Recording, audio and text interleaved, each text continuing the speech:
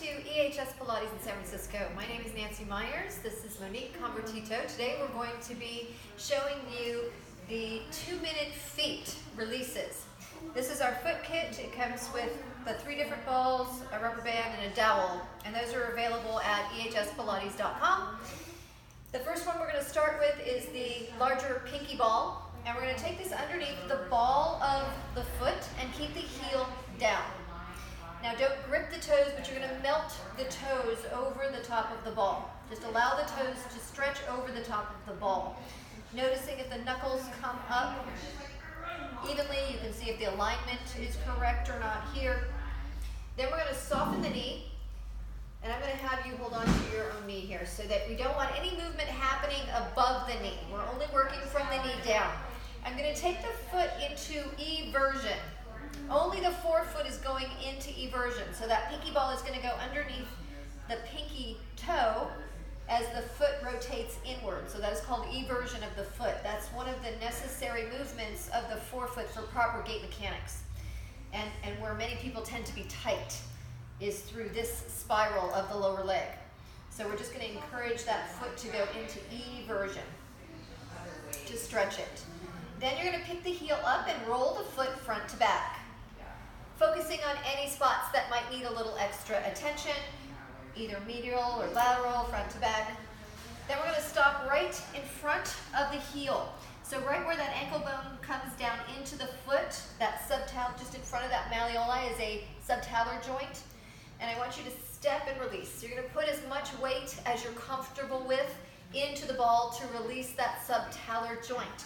That is the closest communication from your foot to your hip. So it's a good joint to have nice and mobile. And then step off. And of course you would repeat that on both sides. And stop in between just to notice the difference on the foot you just rolled compared to the foot you have not yet rolled. Then we move on to the smaller super ball. And this is going to go directly underneath your knuckle. So if you were looking at the foot, it would be going not directly under the knuckle, but behind it. And then we're going to be doing a cross fiber release. So what you see here are the plantar fascia of the foot and the tendons that lie beneath that. So we're going to be doing a cross fiber release on each one of these individual tendons underneath the metatarsal heads. So place this directly behind and under, and we're doing a cross fiber release, so we go back and forth. It might feel kind of like you're plucking a guitar string as you go back and forth 10 times, each individual digit back and forth. You can always spend extra time on 1 or 2. If there's tension, more tension in 1 or 2, you might have a hammer toe or a mallet toe, which might indicate that you have more tightness in that particular digit. So you want to do a release on that. Then we're going to move on to your purple spiky ball. Would you mind having a seat on the mat? It's easier to do seated if you're doing this at home on yourself, to place the ankle over the knee. And then you're going to roll, if you could just swing here so they can see you.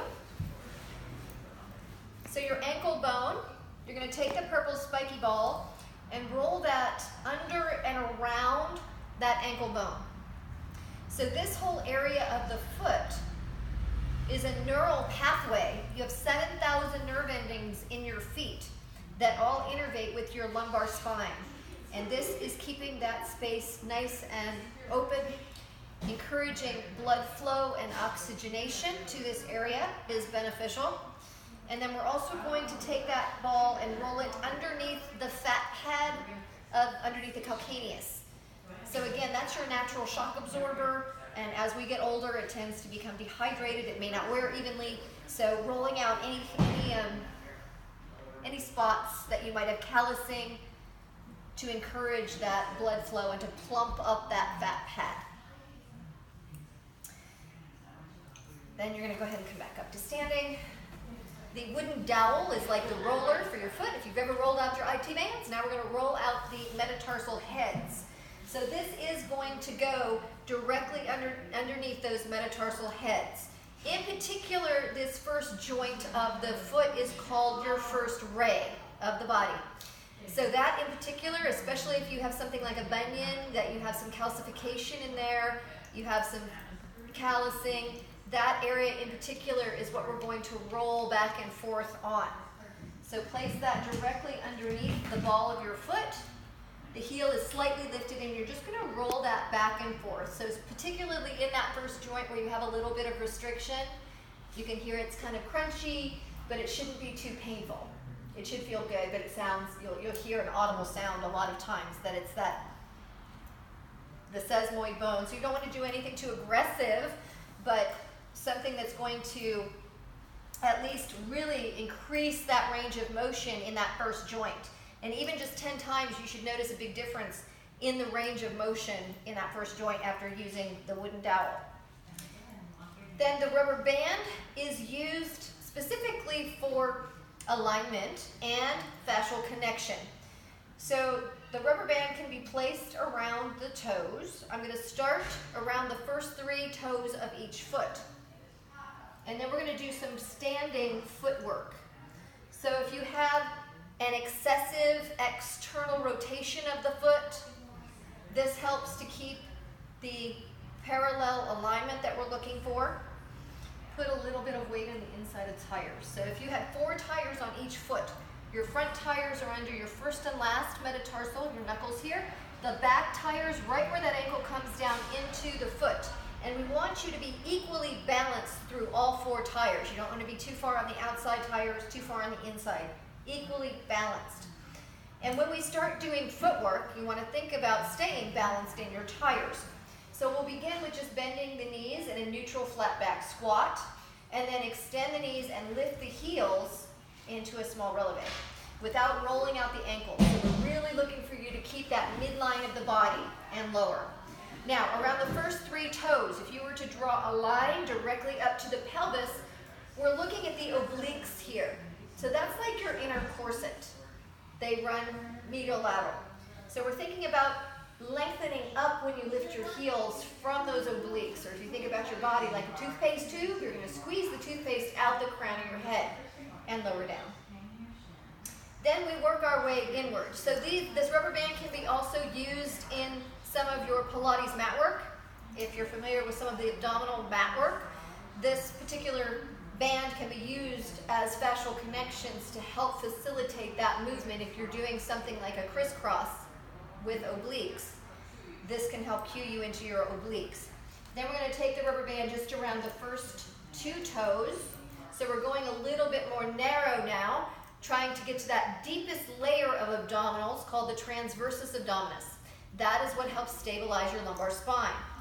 So do that same bending and straightening of the knees, and as you straighten the knees, lift the heels slightly. I'm not looking to lock out into a large plantar flexion, but just a small lift, and do that a few times, 5 to 10 times, lifting and lowering.